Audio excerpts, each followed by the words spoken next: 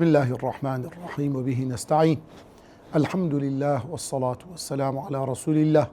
محمد وعلى آله وصحبه أجمعين. بريزان خوشويستان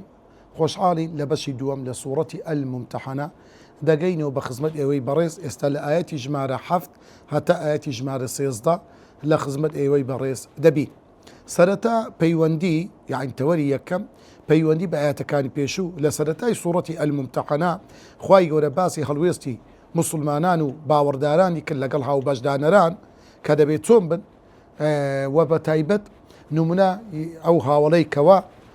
توشي أو كرداري وكشيطان هلي خلطان بوي نامية چينات وخواي قول باسي كت بوتينا بإنساني إيماندار هلويستو خوشويستي هبي هلويستي باشي هبي برامبر بمشترك كان يان نرمي بنويني ياخد خوشويستي دلي خوي لبويان در ببري بو وخواي يقول نموني بإبراهيم بيغمبر هناوا لواني بيشو خواي يقول أو باسي بابتي كد كإبراهيم بيغمبر تسر مشقق بو لبو إيو إلا بو إيمي إيمان دار دبي تساو لو بكي كواتا أوان براستي ولاو برائي راستقيني لو تسن آيتا دي دادي استا دواني أورو استا باسي هرسوكوتي باورداران دەکات لەگەڵ جوولەکە و گاوران دەبێ مسلمان بەتایبەت لەگەڵ جوولەکە لەگەر ئەهلی کتاب لەگەر مشرکین فەرقیان هەیە بۆیە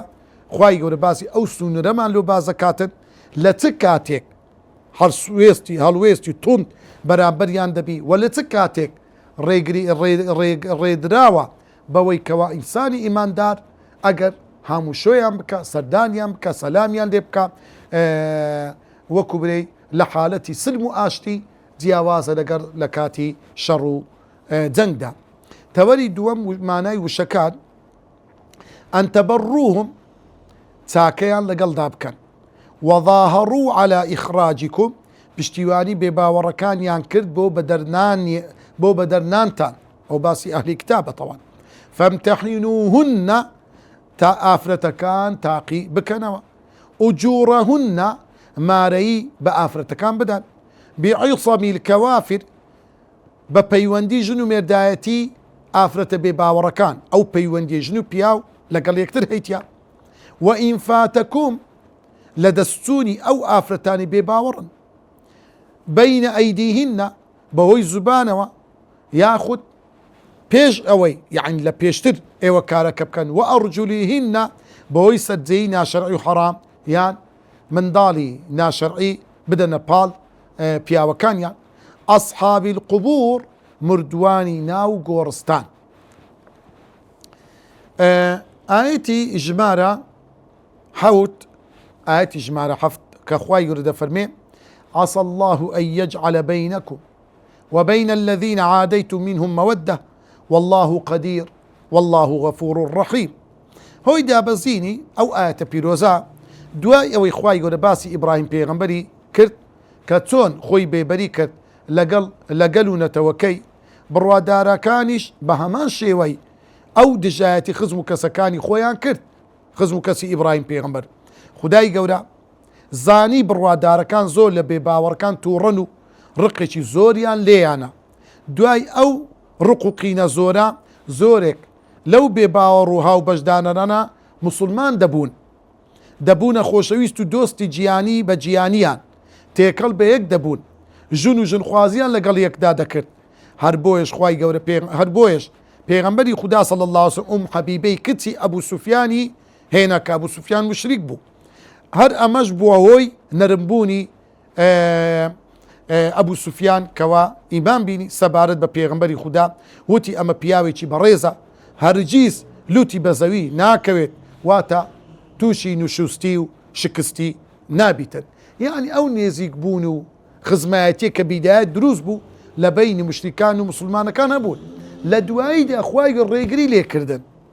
بەڵام خوای گەورە سبحانه وتعالى لەو ئاەتە دەفەرموێ عەسى الله أن يجعل بينكم وبين الذين عاديتم منهم مودة كلمة عسى لزماني عربي بمعناي لبو ترجية يعني أميد خواستن بلام لبو خواي يقول سبحانه وتعالى أو كلمة بكارناي يعني خواي يقول أميد ناخوازي عسى الله أن يجعل بين يعني بالتأكيد ببيشكو قمان خواي قول سبحانه وتعالى أو رقوقين توريي لنيوان إيوو مشركان هيا وبين الذين عاديتم أو لبين إيوو لبين أو كسان هيا كإيوا بدجمني خوتان ياندزانو دجمني آتيان دكنو رقتان ليان دبتوا رنق الرجك دابي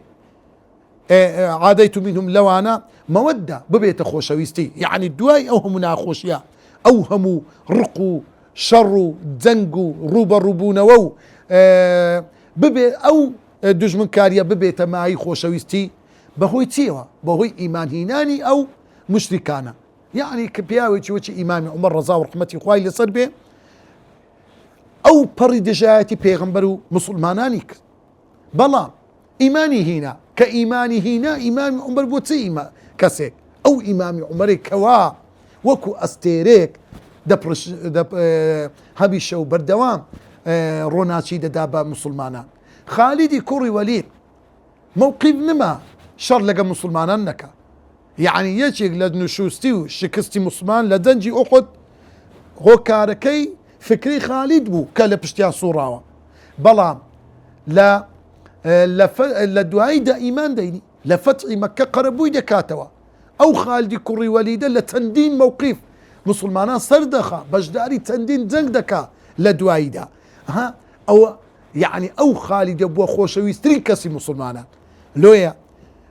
مودة دبيت خوشويستي لنيوانتا بهوي إيمانك وكواتا أوي هوكاري خوشويستيا لنيوان إيوا إيمانا أوي هوكاري رقو قينو بغزة شرك كفر وادكاتو أو كسد خوش نويتن لويا دا فرمي خواي قولك أمري ما مسلمانان كرد با رقبونوو دجمناتي كدي كافر كانوا وهروها مقاطعة كردنو يعني واصينان لهم اشتشوان فامتثلوا ذلك أو اشتانيان هم زي بدي كل مسلمان كان على ما كان بينهم فعلم الله صدقهم فآنسهم خواي رزاني أو إيمان دارانا تراز قول لإيمان كيان بويا خواي وعدي بيان دا أقدار من روجك دادي رقتا اللوانيت هندك كسب الرنقة كابرة بابك إيمان دار بو كركي كافر بو يان كركي إيمان دار بو بابك كافر وكو عكريمي كري أبو جهل بزانا وكو عبد الله كري أبي كري سلول أنا إيمان دار بون بلان بابيان كافر بو يعني لويا خواي يقول دفن من روجك دادي أو أنا هندشيان ببنى إيمان دار وهذه المودة وقعت في فتح مكة أو خوشويستو نرمية لتشندر زي بذكرى لفتح مكة فأسلم حينئذ سائر قريش مسلماني يعني مسلماني قريش بتيقرايهم مسلمان بنا ملكز بن لبو أمر فرماني بيغنبري خوا أوش ابن الجوزي للتفسير كي خوي هنايتيوا سبب المودة الإيمان هو كاري خوشويستي نيوان هر كسيق لإسلام دا إيمانا هداية القلوب لويا أو خوشويستيا دبيتا هداية الرنموني لبضلكان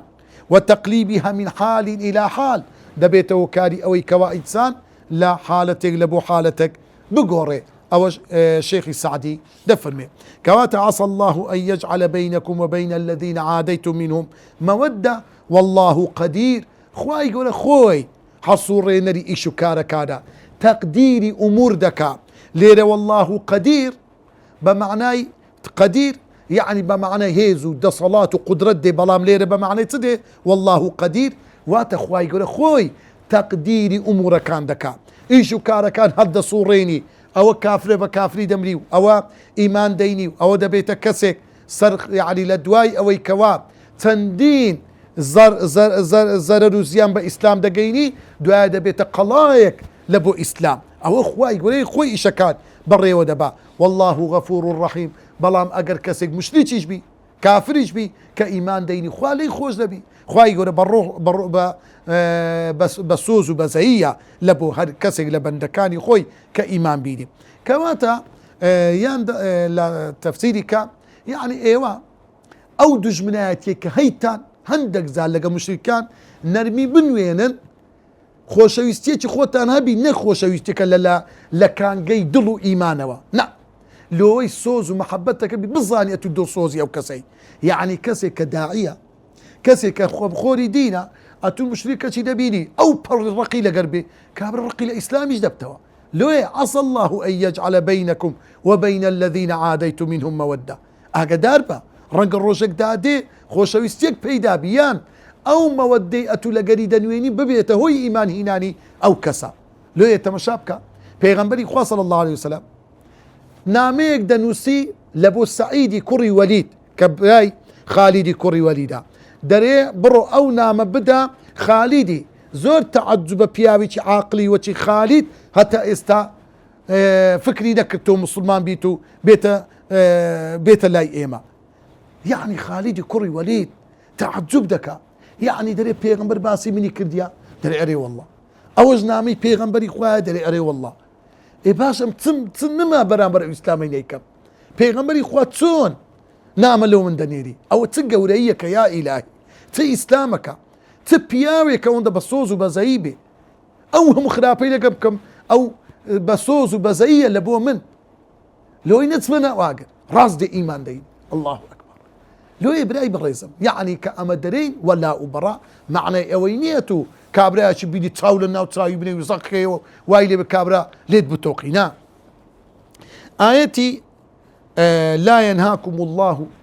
عن الذين لم يقاتلوكم في الدين ولم يخرجوكم من ديارهم أن تبروهم وتقسطوا إليهم إن الله يحب المقسطين هو إذا بزيني أو آياتا أسماء كتي إمامي أبو بكر هات لاي بيغنبري خوا صلى الله عليه وسلم وتي أي بيغنبري خوا دايكم هاتوا هاتي سرداني من داكم مشركة لو كاتها وبيماني هبو لنيوان مسلمانان قريش دا من اشتوما دفرمي بيغمبر دايكم هاتوا سرداني من عندك دياري وهديو شتيه نابو لو يقولتم اي بيغمبري خوا صلى الله عليه وسلم دايكم هاتوا حزج دكا حزج بإسلام ناكا داكم نايو مسلمان بي آية دكري استداكم هات مكي امنج بسب سرداني بكم بيغمبري خدا صلى الله عليه وسلم فرمي بلي سرداني داكت بكا او فرموديا امامي بخاري ومسلم جراويتيو عبد الله كوري زبيد فرمي قتيلي كتي عبد العزى خيزاني ابو بكر سولاي اسماي كتي ابو بكر ابو بكر كتي كتندين دياري بنرخي لقال خوي بردبو لسركو ميوجو كشكو رود كلو كاتدا مشريك بو اسما دياري كاني لي ونقر رازي جنبو بتسيتا مالكي يعني دريك داتشي درك ديا تاب دواي دايك مان عايشي نارت خوالي رازي بي تابتت بسيار لبيغمبري خوا بكات إن خاتو عائشة تو بسياري كرت بيغمبري خدا صلى الله عليه وسلم فرموي برو دياري كاني ليور بقرا واببتسي تمالكشي أو أوقات أو فرموديج إمامي أحمد وحاكم وبزار بزار جراويت يعني أو خواي يقول أوقات داب زاندو فرموي لا ينهاكم الله عن الذين لم يقاتلوكم في الدين خواي يقول ريقري لأيوة ناكن خواي يقول ريقري لأيوة ناكات كأيوة لقل أو كساني كوا لم يقاتلوكم في الدين شريان لقل أيوة نكد يلا لسد إسلام لسد دين لسوي كأنكم مسلمان ولم يخرجوكم من دياركم وأوان دستيان نبوة لوي أيوة بدرنين لشاري مكة ولنا ومال وحالي خوتات أو كسانا ما دام أو كردار خرابانيا لقل أيوة نكرديا دروستا أن تبروهم تاكيا لقل دابكن كلمة تبرو يعني لبرو هاتوا واتا تساكل لقل أو كسانا بكن مشركة بلام دسي بخويني مسلمان سوريا هو كارق نبو لوي مسلمان مارو حال يندي تكتي وتقسط إليهم ولا قري أن دات بروارانا حصو كود بكان يعني تقسط إليهم معناتها يعني كأو سلام اللي كاتو سلام اللي وربقروا خلوا عدالته أو دات بروريا سدان الدكا لدركي مال الدكا لي بكوا هدي لو هنا لي ورقروا لي وربقرا أو عدالته أو مامنا ونديا أو هرسو كوتيشي يعني جيرانه وعاقلانه وتيجيشتو إيمان دارانيا إن الله يحب المقسطين خواهي يقولوا كساني خوش دوي كبراسي دات برورن كساني دات برورو كساني كن كوا داد ورانا هرسو كوت دكن أو كساني خوش دوي خواهي يقولوا أدي تشي نابي إنسان هرسو كوتيو نێزیی لەگەر بکە ئینەما ينهاكم الله بەڵکو خوای گەور ڕێگریتان لێکە کەلیمە ئینەما لە بۆ حەسرە بە دیاریکراوی خوای گەورە ڕێگریتان لێ دەکا عن الذين قاتلوكم في الدين ئەو کەسانەتان خۆش نەوێ نزیک نەبنەوە لەو کەسانە مشریکە چی زۆر سەرسەختە شەڕی لەگەر ئێوە کردیا خەڵکانی لە ئێوە کوشتیا قاتلوكم في الدين شەڕی لەگەر ئێوە کردیا لەسەر دینی خوای گەورە لە دژی دینی خوای گەورە لەسەر ئەوەی کە ئێوە مسلمانن بەگەر پێغەمبەری خوا کەوتون وأخرجوكم من دياركم ولا ماڵەکانی خۆتان ئێوەیان بە دەرناوە ئەو کەسانە نابێ ئێوە نزیکیان لەگەر بکەن وظاهروا على إخراجكم بەڵکو پشتیوان بوونە لەگەر مشریکەکان لەسەر ئەوەی کەوا ئێوە بە دەربرێن ئەن تەوەلەوهم ئەو دەبێن ئەو کەسانە پشتیوانیان بکەن خۆشتان بووین ئەی ئیمانداران لەگەڵیان چاک بن کە لێرە مەقسەد پێ جوولەکەکان و گاورەکانی شانی مەکەیە نابی لەگەر ئەوانە ئێوە نزیکاتی بکەن نابی لەگەڵ ئەوانە ئێوە نەرم بن لەگەریان ومن يتولهم هەر کەسێک بەڕاستی پشتیوانی ئەو جۆرە کەسانە بکە خۆشیانی بوێ وەلای لە بۆیان هەبی فەئولائیکە هم الظالمون بەڕاستی ئەو کەسانە ظالم و ستەمکارن کەلیمەی ظلم يعني الميل عن الحق لا دين الراستقينك لا يداوى يان الظالمون المشركون كو اوان مشركن حسابيا وكوان دبيتن خواه بنام امدا آيتي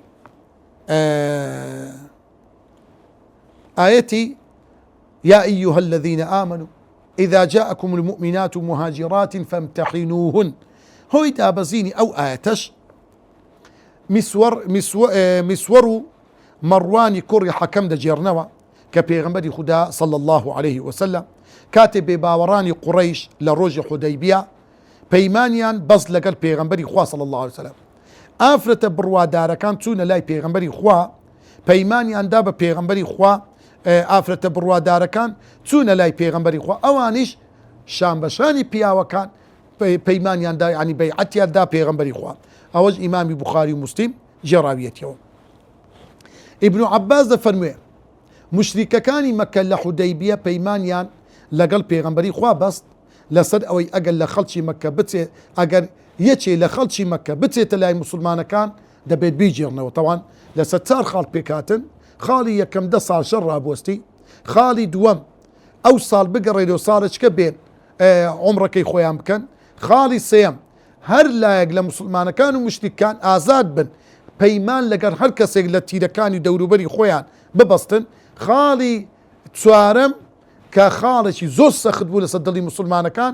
ئەگەر کابرایەکی مشریک ببتە ئیماندار بێتە ناو موسڵمانان دەبی وەری نەگرن و قبولی نەکەن و دەریکەن بەڵام ئەگەر موسڵمانێک هەر گەڕاوە چوە ناو مشریکان ئەوە نایدەینەوە و ئێمە دەبێت لە لای ئێمە بیتن تەوان ئەو خاڵە یەکێک بوو لەو خاڵانەی سڵحی لەسەر کرا سڵحی حودەیبیە پەیمانەکەیان نووسیەوە مۆریان کرد لەو کاتەدا سوبەیعەی کچی حارسی ئەسلەمی ئافرەتێک بوو دوای نووسینەوەی پەیمانەکە هاتە لای پێغەمبەری خوا لە کاتی دانوستانەکە لە حودەیبیە مێردەکەی کە کافر بوو بە دوای داهات تابی باتەوە وتی ئەی محەممەد صلى الله عليه وسلم خێزانەکەم بجێڕەوە چونکە تۆ مەرجێکت داناوە ئەوەی بێتە لای تۆ لە بێباوەڕان دەبێت بیجێڕیتەوە ئەمەش پەیمانەکەیە هێشتا وشک نەبوویتەوە ئەوە هۆی دابەزیری ئەو ئاەتە کەلسومی کچی عوقبەی کوڕی ئەبی موعیط دەربارەی ئومەیەی کچی بیشڕی خێزانی حەسانی دەحداحە یاخود سەبارەت بە ئافرەتێک دابەزی کە ناوی سەعیدە بووە خێزانی سەیفی کوڕی ڕاهیب بووە کە لە مشریکەکانی مەککە بووە لە کاتی هاو پەیمانیەکە هات وتیان بۆمان بجێڕەوە یعنی ئەوە ئافرەتان هاتینە ئیمانیان هینایە مێردەکانیان برایان خزم و کەسیان هاتینە داوایان کردیە بیبەنەوە لەگە خۆیان ئیبن عەباس دەفەرموێ پێشەوا عومەری کوڕی خەتاب خوا لێ ڕازی موسڵمان بوو بەڵام خێزانەکەی دوای ئەو موسڵمان بوو ئینجا ئایەتی وەلا تمسکو بعصەمی الکەوافیر دابەزی بەڵێ ئەو چەند ئاەتی هۆکارەکە کە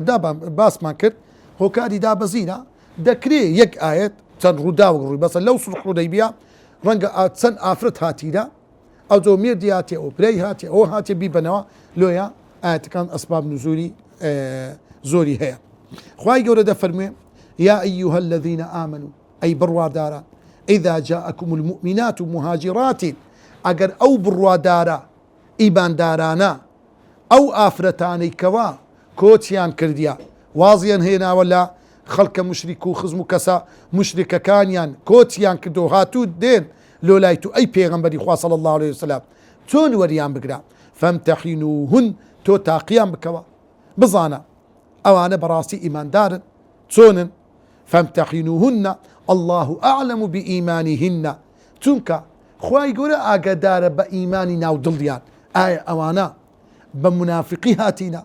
يا وكو دستيق نادراون تون هاتينا لو تاقيام كوبزانا أنا إيمان داري طواون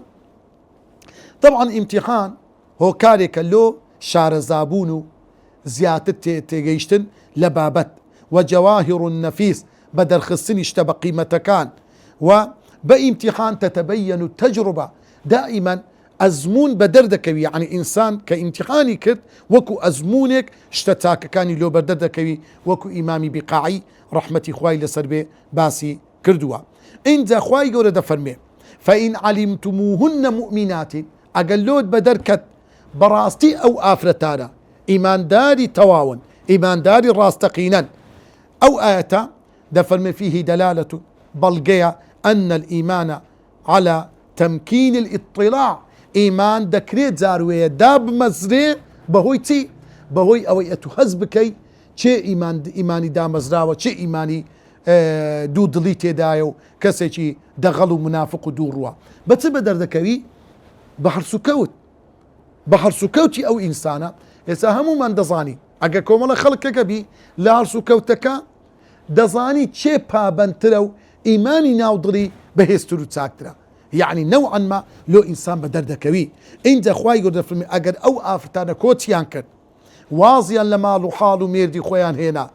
كوتيان كردو هاتن لايتو أي بيغمبري خوا تاقيان بكوا كبود بدر كوتن أوانا إيمان داري راستقينا فإن علمتموهن مؤمنات كاللود بدر كد أوانا إيمان داري راستقينا فلا ترجعوهن إلى الكفار نابي بيان جيريولو ناو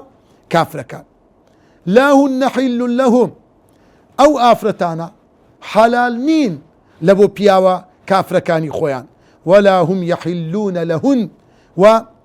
ولا هم أو بياوانش حلال نيا أو آفرت كافرانيان لكم بيتن يعني لو طبعا بيشتر دروز بو برين كابرك خيزاني كافر بها يعني آفرتك ميردي كافر بها بلام آية دابزي خواي سبحانه وتعالى روني كذا كبهيز شويك نابي آفرت جنو ميردي كافر لقيكتر عقدي نكاح الهلدة والشيطوا نابي لوي أو آتبوا بلقيق لبروي نابي أو آفرتانا بجير درينا ولولاي ميردا كافر كاني خويا وآتوهم ما أنفقوا أو آفرتاني كدين لايتو أي بيغمبري خوا بياوا كانيان كافرن بخويان إيمان دارن لقد الريق بكوا أو بياوا كاتي خود سماري يشي دايتا أو آفرتي أو آتوهم ما أنفقوا أو نفقا أو مالي كصرفي كدي لو آفرتي بيدوا بيان بدوا ببياوا كانيان بدوا ولا جناح عليكم أن تنكحوهن إذا آتيتموهن أجورهن دواي أوي أو آفرتا لم يدكي ذكريتوا يعني كاكا وقت خلت سنة أو آفتن مارك ديا ولا بونا مسقال زيرة بفرانشت باركيلو دا جرديتوا ولا بيت المالي مسلمانان بيغنبري خوا ديداوا أو آفت لبياوا كي تواو دستي دبرا طلاق دكرا كلا شريعتي إسلام استبيدو الخلع يعني خو كرينوي آفرت لم يردكي بالرزامة دي هردولا ولا جناح عليكم هيج جناح لسر ايوانية أن تنكحوهن دواي أوي أو آفرت لم يرد مشركة كي كافر كي دابرا تواو ليك هاتنا دري دابوا ايوان ماريان بكنوا إذا آتيتموهن أجورهن بلان بمارية نوي أجورهن لير بمعنى يعني مارية تواويا بدني ولا تمسكوا بعصم الكوافر ايوان نكن أو آفرتانا بهلن ولا خوتان بعصم. عصمتها يعني مار برينك الكوافر. كلمة كوافر جمع كافرية، وات أو آفرتاني ككافر بونا، أو آفرتاني ككافر بونا. ماريك براية لسردمي بيش هاتي إسلامتي، لسردمي كفري نابي ايوه بيان هيلنوا بو ماريي بيشتر أدي. أجر أو آفرت إيماني هنا يعني شويني بياوكي كت يان بياوكا إيماني هنا لسر وكو خيزانك كإيماني هنا دارش عقد مارية كيان لبور دبر دريتوا أو دا دروز دبي لو بياوكي. ها وكو إمام عمر خيزانك بيشتر مشرك أبو لويا لصلح حديبية كهات إيماني هنا أبو لويا لو كاد دبي دارش كمار ببريتوا. واسألوا ما أنفقتم، واسألوا ما أنفقتم. أي وش دروستا اگر آفرتشي مسلمان پیاوكي مشرك بو، پیاوكي مشرك بو دروست ايوه اي پیغمبري خواه صلى الله عليه وسلم داوي او آفرته بكنوا بريكاك ورا ماري كمان بدوا كو ايما ماري آفرتكي ايوه من داوا اي پیاوكي نگو ايوش دبي ماري او آفرتان بدنوا ايما كاتك او ايوه مشركا آفرتك ايمان دارا ماري كمان لو بجرنوا. وليسألوا ما أنفقوا لوانيش دروستا أو ماريي خيزانا كان خوان ورد بقرنوا لمسلمان كان. ذلكم حكم الله أو حكمي خواي قوريا أو فرمانو برياري خواي قوريا لدرباري حكمي آفرتي كافر لقر إيمان بياوي إيمان دار يان بياوي إيمان دار لقر آفرتي كافر. يحكم بينكم خواي قوريا حكم برياري خوي دردكا لبو إيوا والله عليم حكيم. خواي قوريا ئاگادارە بە هەموو شتێک بڕیار و فرمانەکانی خوای گەورە دانایی و کاربەجێی و جوانی تێدایە. دەفەرمێ ئەمر الله تعالى إذا أمسكت المرأة المسلمة. خوای گەورە فەرمانی کرد، فەرمانی داوە لەو ئاەتە پیرۆزە ئەگەر کەسێک ئافرەتە مسلمانەکەی خۆی لە کنە خۆی بێلتەوە أن ترد على زوجها ما أنفق، واتە ئەو مارەیە کە سەرفی کردیە لە خێزانەکەی پێی بدرێتەوە. وذلك من الوفاء بالعهد. أوش عهد بيماني خواي قوريا كابرا با مشرك بي مادام خرجية لو آفتي صرف كرديا برين ماري دايتي دبي ماري يكي لبو بجر دريتوا. ها إسلام تن وفادارا تن جوانا وعهد بلين لبيني أو جنوبيا وابوا أي آفرت أتو دبي خيزاني من مقابل أو مالا استا آفرتك مسلمان بوا لبيا وكي جيابيتوا ماري يكي بدوا دراوا لأنه لما منع من أهلي بحرمة كاتك أو آفرتا حرام دبي لبياوكي أمر برد المال. إسلام خواي قول بدقي قرآن أي پیغمبر يقول نابي ظلم لوانا بكري ما مش ليش بي دبي ماريكا لبو بجرتوا حتى لا يقع عليهم خسران من وجهين. حتى أو بياو ما مش ليش بي لدور وزررنك للايك الزوجة جنكي لدستوا والمال ماريكا شي هم رويشتيو فوتاوا. أو الإمام قرطبي لتفسيرك خوي باسي فرموا رحمتي خوي لسربي لآيتي وإن فاتكم شيء من أزواجكم إلى الكفار. هوي دابزيني أو آياتش حسني بصري لفرمي درباري حكمي كتسي أبو سفيان دابزي كاتي هل قراي ولا آين مرتدبو دواتر بياويشي ساقفي ماري كرت دقل دقلم هيت آفرت اشتري قريش هل نقراوتو لأين إلا أو آفرت النبيتا. خواي قول فرمي وإن فاتكم شيء من أزواجكم إلى الكفار أي مسلمان أجر كسي جنكي لدستي تو فاتكم فوتا روي يعني ما بسيه لنا يعني هل قراوا إلى الكفار توناو كافرا فعاقبتم ايوش سزاي أو آفرتتان دا سزاتان دا أو كساني جنكان يتسونة ناو بباوران كاتي خوي تندين ماريان داوا بيان بدنوا خواي قرد فرمي فعاقبتم فآتوا الذين ذهبت أزواجهم مثل ما أنفقوا. خواي قرد فرمي أو آفرتاني لدستان دتي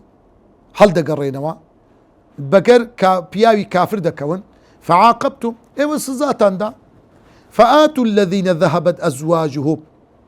أو بياواني كواجنا كان لدستوا فآتوا الذين ذهبت أزواجهم فآتوا الذين ذهبت أزواجهم أو آفرتاني بياوة كانيا لدستوا أو داربا بيتوانوا أجر جنك بياوكي هل بقريتوا مثل ما أنفقوا ت ماريتي دايا تبارتي بلين دایتە ئەو ژنەی دەبی مارەیەکەی لە بۆ بژێرتەوە ئەو پیاوەی کە ئەو ژنەی برین بردووە. یعنی کاتی خۆی چ مارەیە چەند پێداون دەبی ئەو مارەویان لە بۆ بژێڕدێتەوە. اینجا خوای گەورە دەفەرمی واتقوا الله لەخوا بترسن الذي أنتم به مؤمنون ئەو خودایی کە ئێوە باوەڕتان پێیەتی ئیمانتان پێیەتی. یعنی کەواتە ئەگەر ئافرەتێک هەڵگەڕاو بووە کافر بەگەر کابرایکی کافر کەت طبعا ئەو پیاوە دەبی مارەیەکی لە ئەو ئافتەی بژێڕتەوە. طبعا لە کاتێکدا ئەگە حکمی ئیسلام نەبوو ئەگە دەست بە ئەو ئافتەی نەدەگەیشت نەدەتانی ئەگەر نا حکمی مرتل لە دەوڵەتی لە حکمی ئیسلام ئەگەر ئەو بدەبی لە ملی بدرێتن ئەو جارە بە پێچەوان و ئافرەتەک هەیە پیاوەکەی هەڵگەڕایتەوە بە تاقیتین ئیماندارە ئەو ئافرەتە دەبی ئەو ئافرەتە مارەیەکەی لە وەرگیرێتەوە لە خۆی دەشوو دەکاتەوە لەسەر منداڵی خۆی دادەنیشی ئەوە مشکلە نییە لە ئیسلامدا. ئەوە هۆی دابەزینی ئەو ئاەتەی 12 ئەو ئاەتە دەفەرمێ لە ڕۆژی ئازادکردنی شاری بەکەی پیرۆز دابەزی کاتێ لە پەیمان وەرگرتنی پیاوەکان بۆ پێغەمبەری خوا دەستی کرد بە وەرگرتنی پەیمان لە ئافرەتەکان. ئۆڕوەی کوڕی زوبەیر و دەفەرمێ خات و عائیشەی دایکمان دەفەرمێ پێغەمبەری خوا ئەو ئافرەتانی کۆچیان کردبوو تاقیید دەکردنەوە هەر یەکێکی ڕازی ببە بە مەرجەکانی پێغەمبەری خوددا پێی دەفەرموو ئەوە من پەیمانم لەگەڵ بەستی تەنها بە قسە سوێن بەخوا دەستی پێغەمبەر صلی الله عليه وسلم بە دەستی یەک ئافرەت نەکەوت پەیمانی لەگەڵ نەبەستن تەنها بە وتەی ئەوە من پەیمانم لەگەڵ بەستی بوخاری ئیمامی بوخاری جێڕاویتەوە کەواتە بە هیچ شێوەیەک دروست نییە ژن و پیا و دەستیان بکەوتن ناو دەستی یەکتر بە هیچ پاساوێک. هەروەک خات و عایشە دەفەرمێ ئافرەتە بڕوادارەکانی کاتێک کۆچیان دەکرد بۆ لای پێغەمبەری خوا تاقی دەگرتنەوە لە ژێر تیشتی ئەو ئاەتە دەیفەرموو ئەوەی ڕازی بە لە ئافرەتە بڕوادارەکان بەمەواتە ڕازیە بە هەموو ناخۆشی و تەنگ و چەڵەمەیەک بێتە ڕێی پێغەمبەری خوددا پێیانی دەفەرموو بڕۆن ئەوە من پەیمانم لەگەڵ بەستن بە سوێن بەخوا بە هیچ شێوێک دەستی بەدەستی هیچ ئافرەتێک نەکەوت تەنها بە قسە پەیمانی لەگەڵ بەست. ئەوەش ئیمامی موسلیم هێناویەتیەوە.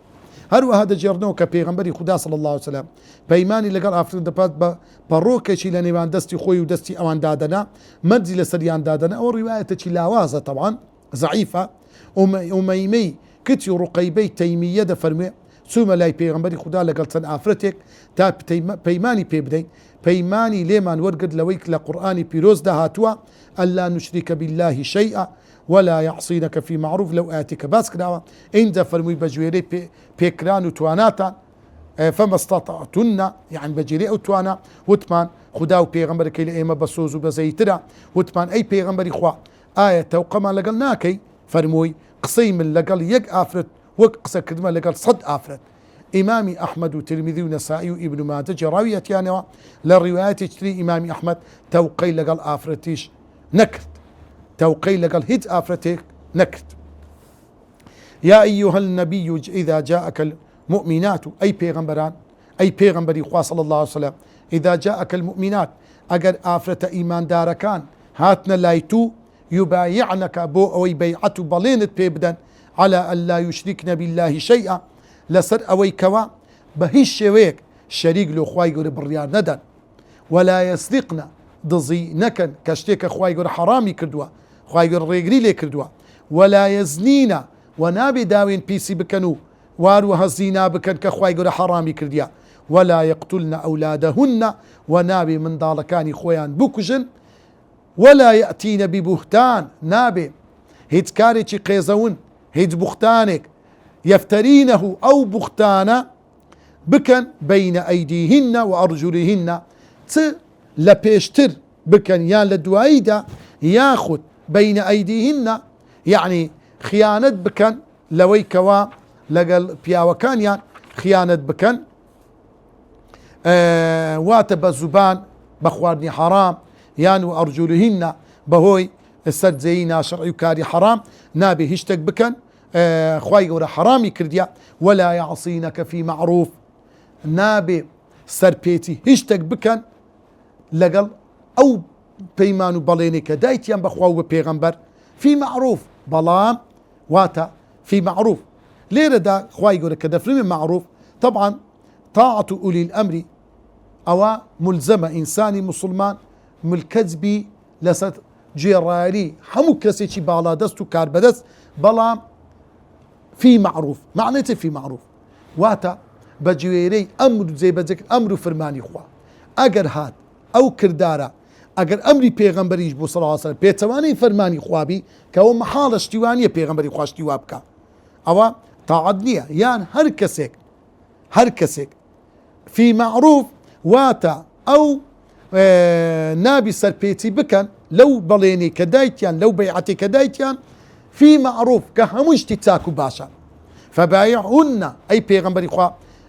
ئەوە ئیبن تەیمیە و شەیخی ئالوسی لە تەفسیرەکەی خۆی هێناویەتی فبايعهن تۆ بەیعەت و پەیمانیان لێوەربگرە لەو ئافرەتانە واستغفر لهن الله داوای لێخۆشبوون لە خوای گەورە بکە بۆیان إن الله غفور رحيم خوای گەورە زۆر بەسۆز و بەزەییە يا أيها الذين آمنوا أي باوەڕداران لا تتولوا قوما غضب الله عليهم نەکەن ئێوە پشتیوانی و خۆشەویستی و مەحەبەت و دۆستایەتی لەگەڵ خەڵکانێک بکەن ئەو کەسانە غضب الله عليهم خوای گەورە غەزەبی لێیان گرتووە خوای گەورە لێیان تووڕە بووە وەکو جوولەکەکان کە خوای گەورە سبحانه وتعالى لە قورئانی پیرۆز کە دەفەرمێ لوعن الذين كفروا على لسان داوود وعيسى بن مريم خوای گەورە لعنەتی کرد لەو جوولەکانە لەو مەسیحیانە ذلك بما عصوا وكانوا يعتدون بەهۆی ئەوەی ئەوانە سەرپێچی ئەمر و فەرمانی خوا و پێغەمبەری خوایان دەکرد لۆیە نابێ ئینسانی ئیماندار دۆستایەتی و خۆشەویستی لۆ کەسانێکی وا بکە قد يئسوا من الآخرة ئەو جوولەکانە ئەو کافرانە بێئومێد بوونە لە ئاخرەت یعنی چێ قد يئسوا من الآخرة واتە ئەوانە هیچ ئومێدێکیان بە قیامەت نییە ئینسانی ئیماندار لۆ شوێن کەوتەی ئیبراهیم پێغەمبەر دەبی لمن كان يرجو الله واليوم الآخر ئومێدی بەخوا و بە ڕەزامەندی خوایە بەڵام ئەو کافرانە قد يئسوا من الآخرة هیچ ئومێدێکیان بە قیامەت نییە دەڵێن ئێمە زیندوی نابینەوە ڕۆژی قیامەت نییە كما يئس الكفار من أصحاب القبور هەروەکو چۆن کافرەکانی پێشوو بێئومێد بوون لە زیندی بوونەوەی مردووەکانی پێشان يعني ئەوان لە ئاخرەتدا بێئومێدن یا لە ڕۆژی قیامەت هیچ ئەجر و پاداشتێکیان نییە چونکە کافرن کافر ئەگەر هەموو دنیا بکاتە خێر هیچ ئەجر و پاداشتی نییە هەروەکو چۆن کافرەکانی پێشوش دەستخەڕ و بەدەستی بەتاڵ چوونەوە خزمەت خوای گەورە تەوەری چوارەم سوود و پەند هەڵێنجراوەکانی ئەو چەند ئاەتە پیرۆزە خاڵی یەکەم خودای گەورە بڕوا و چاکەکارانی لا خۆشەویستە حەز بە بێباوەڕی ناکات هەروەک حەز بە ئازاردانیان ناکات پێویستە مسلمان هەمان ئەو خوڕەوشتەی هەبێ لەگەڵ مسلمانان و دەوروبەری خۆی خاڵی دووەم دادپەروەری بەردی بناغەی ئاینی پیرۆزی ئیسلامە هەروەک مەبەست لە دابەزاندنی کتێبە ئاسمانیەکان و ناردنی پێغەمبەران سەلام و سەڵات و سەلامی خۆیان لەسەر بێ بڵاوکردنەوەی دادپەروەریە لە ناو تێگڕای خەڵک بە مسلمان و بێباوەڕەوە خاڵی سێم تۆڵەسەرنەوە مامەڵەی هاوشێوە لەگەڵ بێباوەڕان بۆ تەنبیهکردنیانە هەم بۆ لابردنی ئەو بربەست و ڕێگریانەیە کە دروستی دەکەن لە ڕێگای بڵاو بوونەوەی ئاینی پیرۆزی ئیسلام کە سەرچاوەی دادپەروەریە خاڵی چوارەم ئاینی پیرۆزی ئیسلام هەر بەتەنها بڕواڵەت و کردداری بەرجەستەیی بڕیار لەسەر خەڵک دەدات بێ خوێندنەوەی ناخودڵ خاڵی پێنجەم دەبێت مسلمان بە ئەمەک بێت لەگە دۆست و دوژمن بۆیە کاتێ پیاوان ژنەکانیان لێ حەرام دەکرێت بەهۆی بێباوەڕیانەوە دەبێت ژنەکان ماڵەکانیان بۆ بجێڕنەوە بۆ ئەوی لە دوو ڕۆوە زەرد نەکەن لە ڕووی لە دەستوری ژنەکەیان و ماڵەکەیان خاڵی شەشەم پێویستە مسلمان خۆی لەم ئاکار و ڕەوشتانە بپارێزێت بۆیە خوای گەورە ئەو چەند خاڵەی بە وردی باس کردووە کە لە کاتی بەیعەت وەرگرتنی پێغەمبەری خوا صلی الله عليه وسلم لەگەڵ مسلمانان یەک لەوانە شیرک و هاوبەشداران بۆ خوای گەورە صفەتی دووەم دزیکردن بەڕاستی کە دزی نەکردن ئەوە نیشانی دەستپاچیە داوێن پیسی زیناکردن دەبێت ئینسانی مسلمان بە دووربی لەو صفەتە کوشتنی منداڵ کە بەڕاستی ئەوەش یعنی تاوانێکی زۆر گەورەیە هەر کەسێک دەستی بچێتە جەرجی خۆی منداڵی خۆی دەبێت چەند کەسێکی دڕندە و کەسێکی خراپبی خاڵی پێنجەم منداڵی ناشەرعی دانە پاڵمێت ئەوەش خیانەتێکی زۆر گەورەیە. تەوەری پێنجەم ڕوونکردنەوەی چەند بابەتێک بێباوەڕان دوو جۆرن، بێباوەڕی دوژمنکار و شەرخواست کە پێی دەوتری ئەهلی حەربی مشریکی حەربی کافری حەربی نابێت بە هیچ شێوەیەک لەگەڵیان سۆز و خۆشەویستی و هاوکاری بنوێندرێ. بێباوەڕی ئاشتی خواست واتە مسلمانی بێ کافری سلمی، یعنی ئەوانەی لە ئەهلی سوڵحدان، ئەوانەی لەگەڵ مسلمانان دەژین، پێویستە مسلمان هەرسوکەوتی جوان و نەربیان لەگەڵدا بکات. هەر ئەو گوناهانەی کە پەیمانیان لەسەر وەرگیرا هەر هەموو لەو گوناهانن کە تەوڵەسەدنەوەی لەسەرا هاوبەش بڕیاردان لۆ خوای گوناها ئەو پێنج خاڵە ئەو کەسەی مشریک بی یان مسلمان بی هەرگەڕێتەوە شەڕی لەگە دەکرێت، یان مرتد بی لە ملی دەدرێ، دزیکردن دەستی لەسە دەبڕێ، داوێن پێسی زینا ئەگەر ئەو کەسە ژنی هەبی یان ئافرەت بی مێردی هەبی ئەوە ڕەزم دەکرێت هەتا کوشتن. ئەگەر کەس بریان کوڕ بن ئەو کەسەی یان برێ کەسبی یان کوڕبی ئەو کاری کردبی 100 داری حەدیان لێ دەدرێ. ئەگەر کەسێک لەسەری ئیسپات بی منداڵێکی خۆی کوشتیا تاوان قوڕەی پێدەوترێ ئەویش عیدەن بە هەمان شێوە دەبی دیە بدا. ئافرەت ئەگەر سەرجەی ناشەرعی بکات لەگەڵ ئەوەی مێردیشی هەبێت لیعانیان لە نێوان دەکرێت. پیاوەکە بە ئامادەبوونی خەڵکێکی زۆر 4 جار خێزانەکەی تۆمەتبار دەکات بە سەرجەی ناشەرعی، ژنەکە 4 جار بە دۆی دەخاتەوە، لە دواییشدا لە یەک جودا دەبنەوە. خاڵی کۆتایی لێرەدا ئەوەی کە باسی بکەین برایانی بەڕێز بابەتێک هەیە، ئەویش چییە؟ بابەتی هەڵسوکەوتی ئینسانی مسلمان لەگەڵ دەربارەی خۆشەویستی. طبعا خۆشەویستی یەکێکە لەو شتانێک کە خوای گەورە دایناوە سوبحانەهو وتەعالا ئینسان چەند کەسی بەرامبەری خۆش بوێ ئەوە نیشانەی ئیماندارە. لۆیە خۆشەویستی ئینسانی ئیماندار لە بۆ کەسی ئیماندار و کەسی پاک و چاک بیتن، نابی لە بۆ کەسی خراپ بیتن. لۆیە ئەو ئاەتە ئەوەمان پێ دەڵێ خۆشەویستی جوندیەکی خوای گەورەیە. خوای گەورە بەهۆی ئەو شتەوە ئەجر و پاداشت دەداتەوە. لە ڕۆژی قیامەتێ دەبیە نزیکترین کەس لەو کەسانی کە خۆشت دەوێت لۆیە بزانە چێت خۆش دەوێتن. المەرء مع من ئەحبەب. ئەوە یەکێک لە دەرسی عەمەلی لە مەودووەوە بیر بکەینەوە. ئێمە بەڕاستی چۆن دۆستانی زۆر لە خۆمان کۆ دەکەینەوە لۆی لە ڕۆژی قیامەت بە کەلکمان بێ وەلا سەروی هەموو ئەو دۆست و خۆشەویستانە پێغەمبەری خوددایە صلی الله عليه وسلم هەوڵ بدەین پێغەمبەری خوا و پێغەمبەری خوامان لە هەموو شتێک زیاتر خۆش بێتن. وصلى الله وسلم على سيدنا محمد وعلى آله وصحبه أجمعين.